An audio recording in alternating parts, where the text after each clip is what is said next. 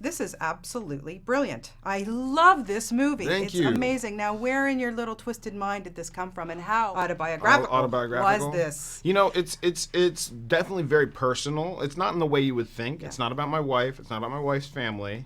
I wrote it before I met her. But it is about being black in America, and especially specifically when you're in situations where you feel like the outsider. And then to answer your first question, it came from a very dark place in the back of my mind. Oh, so your comedic roots, you put them down a little bit, because there is some comedy in this. There's some laughs. But where does this horror, love for horror, come from? I don't know. I have a very dark imagination. I was terrified of horror movies as a kid, just absolutely afraid of the dark. At some point, I said, you know what? Something that can affect me that much is something I have to have respect for. And then from that moment forward, I've just been an avid horror movie fan. What I love so much about this is you're not hitting us over the head.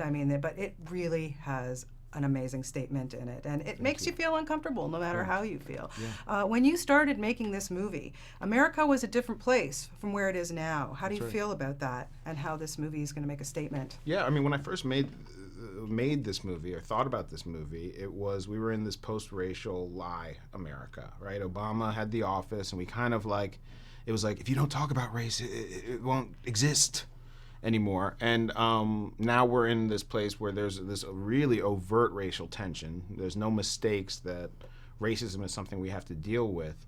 The connecting factor between all the last 10 years is racism. It's something that's here. It's not necessarily a thing that can be gotten rid of necessarily.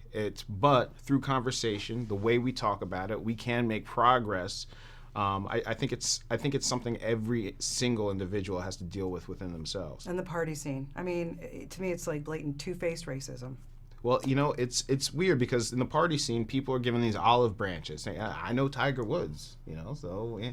And it's something that is a fairly innocent form of prejudice, really. It's not, these aren't KKK, yeah. But I think it is important to see that if you are the outsider in this situation, and you realize you're being viewed as from your skin, even if it's in a positive way, that's still dehumanizing. Yeah. Now, you honed your comedic talents just a few years ago at Second City in Chicago. Tell me about how the city kind of influenced your comedic skills and what you loved about Chicago. I worked at Second City. I did shows at the Improv Olympic, which is amazing theater. The Annoyance is also amazing. Yeah, I was there, and I dedicated my life really to figuring comedy out, and it was just such an inspiring time, such a time where I felt like I was taking it all in, and I thought like anything was possible. I could put anything on stage that I wanted, and it would be at least viewed. So Chicago is such an important piece of my personal history. Any characters based on anybody that you met in Chicago, or anything that influenced you? There's a lot of Key and Peele characters that are. Megan is basically like a girl that you would see on Clark Avenue at 2 a.m. getting out of a bar with her boyfriend. So that and Keegan and I both both lived in Chicago. We both have roots in Chicago. So there's a lot of that, but. And then little Rel Howery is a Chicago native as well.